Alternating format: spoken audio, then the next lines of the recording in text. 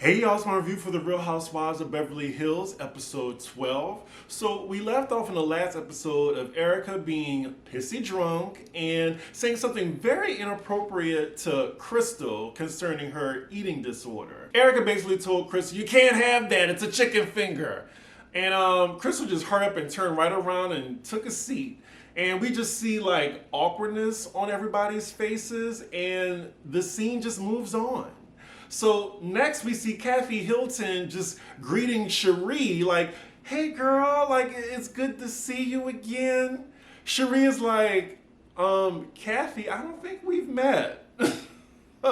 I'm not sure if, Kathy's uppers are kicking in or she's just mistaking her for Garcelle or another black woman she met. That was very polite of Cherie. I don't think you've seen me before, Kathy.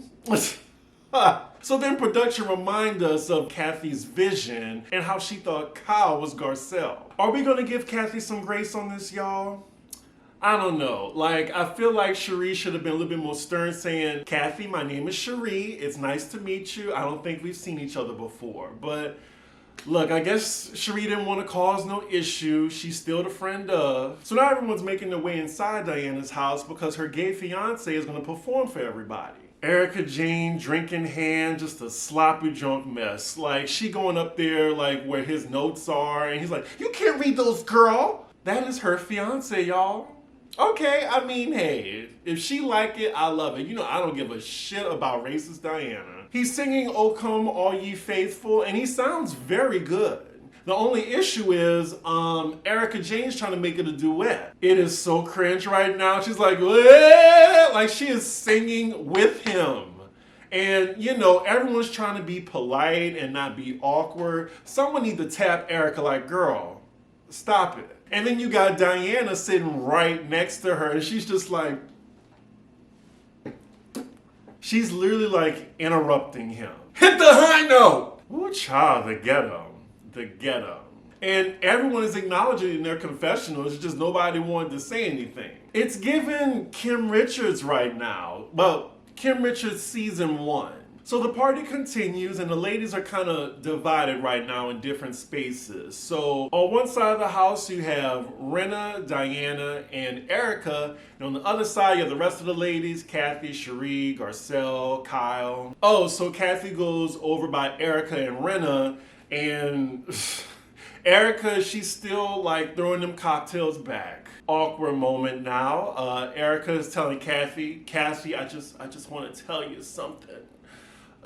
You've invited me to a lot of events, and my scarlet letter is the reason why I didn't want to go."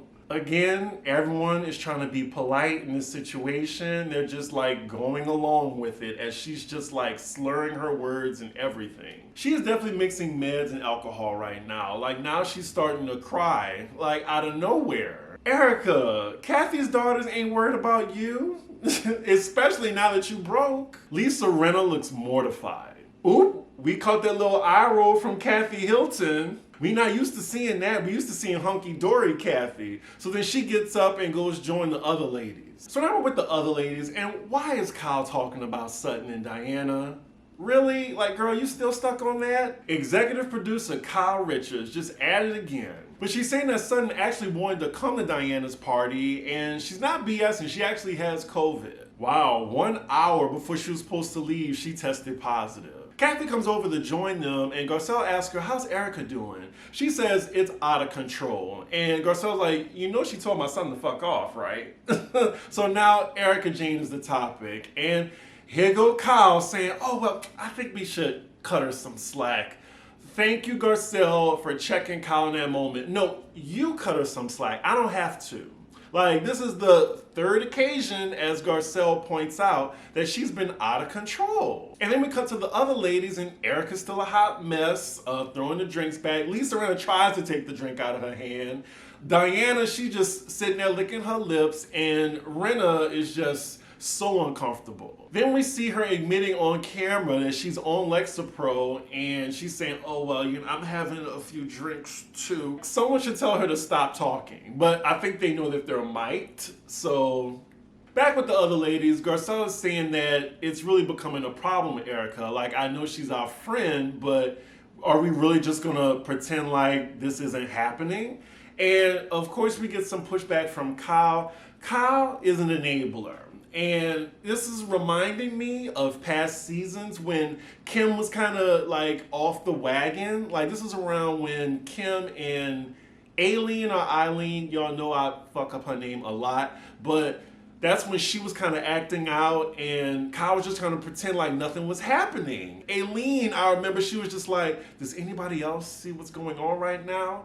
So yeah, Kyle, she's doing it again. And then ironically in this scene, Kyle says she's sensitive to this because she don't want to label anybody too quickly because of her sister Kim. And the look on Kathy's face, it read to me, how dare you bring up our sister right now? Like, you could tell Kathy was a little irritated. But yeah, Kyle's doing the same thing to Erica as she did with her sister, like pretending that it's not happening before it gets worse. I'm with Garcelle. It is what it is. Like, Erica may have a drinking problem or on her way to having one. Here go Crystal again saying what she really felt in her confessional instead of just saying it in the moment. That's why she frustrates me so much. If she was just more vocal with her opinion as she is in her confessional, she'd be a decent cast member. Kyle is just making all the excuses for Erica, and I'm tired of it. We're back with Erica. She's talking, and it is cringe right now.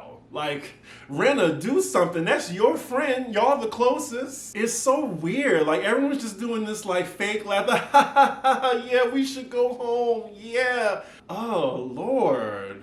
Beverly Hills, y'all. So as Lisa Rinna drags Erica to the car, we have a little one-on-one with Diana and Garcelle. Side note, seeing Garcelle and Diana talk right now, like, it's so distracting because I hate what both of them are wearing. Diana starts off the conversation by apologizing to Garcelle for acting an ass at her party and like fighting with Sutton. Of course, she's blaming Sutton for her behavior, but again, y'all, as I said in 2 episodes, I think Sutton didn't do anything wrong. She was confronting Diana on Garcelle's behalf because she kind of put her on blast on that group text, came to her party, and lied and said she was on bed rest and wasn't. It's so weird too, like they hug it out after Diana apologizes, but I feel like Diana has made an effort to be everyone's friend in the group except for Garcelle. Now, I'm not implying anything, it's just an observation. So then we see Kathy Hilton up to her antics, trying to hide Kyle's purse for some reason. So the party is over, and next scene we're with PK and Dorit.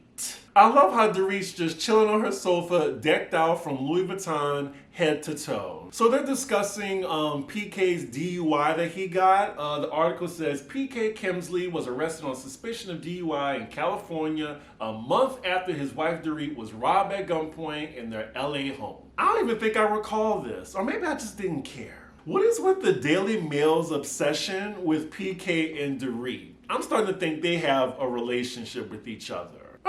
The press didn't find out magically, Dorit. Y'all probably called them. I can't take this scene between them seriously. Do we care, y'all? I don't care. I want to fast forward.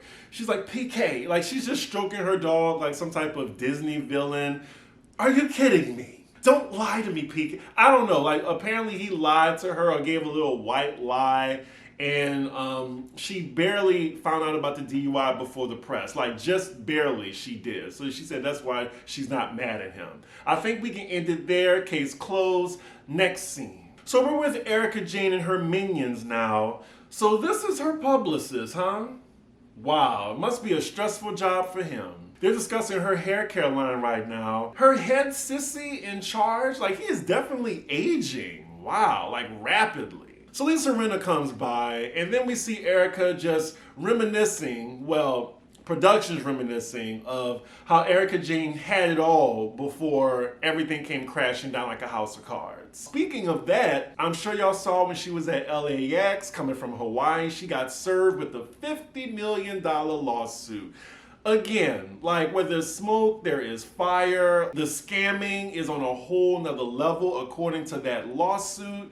I'm not gonna get too into it, but yeah, y'all, like she knew something. Just how Jen Shaw can lie, Erika Jayne is definitely lying. she's a fraud. Like her name says, a pretty mess. A fraudulent, pretty mess. So then Erica tells a few of her minions they can leave. So it's just the head sissy, Lisa Rinna, and her. And they're talking about Diana's holiday party. And Rinna is reminding her how drunk she was. And Rinna, as a friend, is telling her, I think you need to get it together. Here go the violins. The holidays are hard for everybody. Lisa Rinna actually tells her you were out of control, and everyone knows that she's on antidepressants right now. And, the pill master herself, Lisa Rinna, she's giving her advice. She's like, if you have one drink, it's going to be 5 times as strong. Look, Rinna knows she's the OG of pill popping.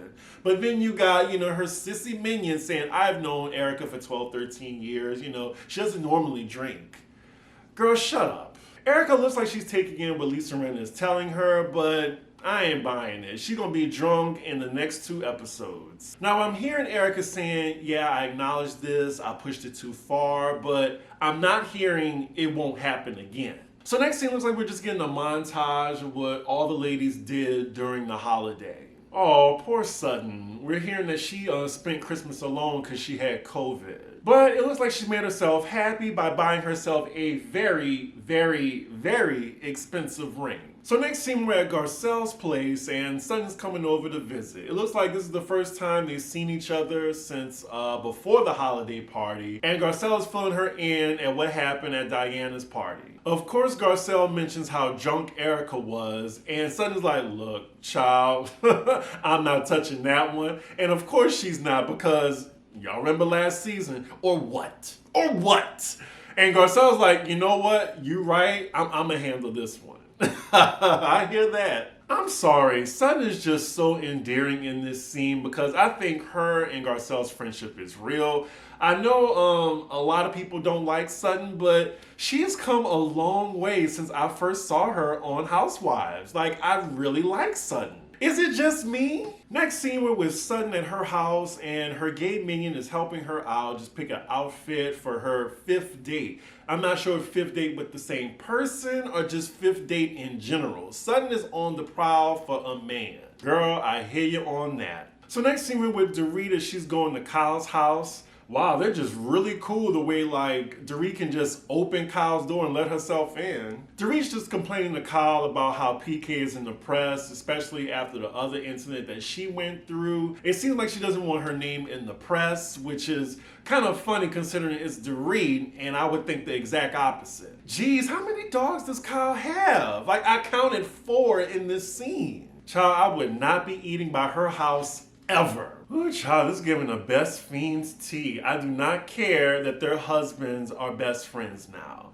Now, I feel like, let me just predict this because I didn't see the ending of this episode, but I feel like Kyle's going to talk about Garcelle thinking Erica's an alcoholic to Dorit. Now, let's see if I'm right, y'all. Wow, so it looks like I was wrong. Kyle didn't bring it up. Interesting. Well, they just wasted my time, me just sitting through this boring-ass scene. Okay, so next scene we're with Sutton, and she's going on a date, and this is with the guy that was on FaceTime with her in the last episode. Sutton, girl, what are you wearing? Why are you wearing a cat shirt? A cat sweater? Why? Why? Sutton is 50? Well, I definitely think she was in her 40s. Does Sutton look her age? Does she look 50? I probably would have guessed 54, 55, but okay, 50. Ooh, child, the date's going wrong already. They talking about what to eat, and she's like, I don't like spicy. And you telling this to an Indian man? Look, if someone tells me they're vegan on a date, I might have to cut the date short. If they tell me they don't like seafood, that's like a dagger to my heart right there. I'm from New Orleans. That's all I eat is seafood. I'm trying to think of what else. If they don't eat chicken wings, I would be like, this ain't gonna work. They gotta be fine. If they don't eat chicken, yeah, they gotta be real fine. As I'm thinking about it, like, I can't really talk because I hardly eat any vegetables, and the last time I had a salad, I cannot remember. Okay, so if this is date 5, I wanna know, like, did y'all have sex yet, though? Like, cause date 5, well, it's straight people, and then older straight people, so maybe it's different. Date 5, we fucked by then. in gay world? I don't know, Sutton. I can't see this going anywhere. This date, I'm gonna give it a 5 out of 10. Okay, so this is their second date only. So I'm guessing she's been dating around. All right, well, next scene we have Garcelle meeting up with Erica for dinner. They're both dressed really nice. Damn, so as they're ordering drinks, like Erica at least tried not to drink. She just wanted a hot tea. But then, like, the waitress tells her, oh, no, we don't have any hot drinks up here. So then she goes straight, okay, I'll have a cognac then. But what? You go from tea to cognac? So Garcelle, she starts off the conversation a little soft, just saying, yeah, you've been tipsy a few times. And Erica's like, girl, I've been blackout drunk. Okay, at least Erica is admitting it and she is aware. And then she also admits that she's been drinking while she's been taking prescription meds. I mean, that's if they're prescribed. She tells Garcelle that Lisa Rinna, let her have it and was real with her about her drinking. Then we go to her sob story, how she lost the husband, lost the car, the house. Okay, girl, we've heard it all before. Heard it all before. But them lies ain't working, nah. So Erica says some BS about her eyes being more open now. She recognizes more things. And Garcelle asks her an interesting question. She says, well, since your eyes are open, like, what do you see about our friend group? And Erica tells her that, I'm glad you have Cherie because I think Sutton is a liability for you. Wow, these ladies are gunning for Sutton. And Erica calling someone else a liability is rich. As you just got served with a $50 million lawsuit. Garcelle's smart though. I mean, she sees the contradiction. She's saying they were just buddy-buddy when they went to Mexico together. Thank you, Garcelle. We see each other. She just said in her confessional, Erica's a liability her goddamn self. Oh shit. Okay. All right, Garcelle. All right, I see. She took it a step further and said, is there a more scandalous person in America than Erica Jane? Damn. I agree. Can we just lay off a Sutton? Like, she's been carrying this season. We are 12 weeks in. Can y'all fight amongst yourselves? Like, leave Sutton alone. Oof. Okay, it's getting tense. And we only got 1 minute left in this episode. Erica is saying that Garcelle covers for Sutton. But wait a minute, Kyle covers for you. Lisa Rinna covers for you. Dorit covers for you. Yeah, the Fox Force 4, the contradictions, I swear. And where is this energy for Sutton coming from? Like, this is coming out of nowhere for me. What about y'all? So it looks like Erica takes a sip of her drink and Garcelle just has a puzzled look on her face, and that is where the episode ends. Of course, it's a Beverly Hills episode. I enjoyed it. Y'all let me know what y'all think about this random revelation by Erica. Also, y'all, just letting you know there will be no pop roast this week. A ninja will be celebrating his birthday tomorrow. Hopefully I can get this out. Today is Thursday the 28th. Hopefully I can get it out tonight. I'm going to like a drag race event at Radio City Music Hall at 8 o'clock. So I'm gonna try, I promise. These YouTube streets are real. It is more difficult than I ever thought it was. But, a ninja works hard for the money. Anywho, I'm telling y'all too much of my business. That's for the Patreon. Make sure y'all like, comment, and subscribe. And I will see y'all for the next episode. Bye, and happy birthday to me.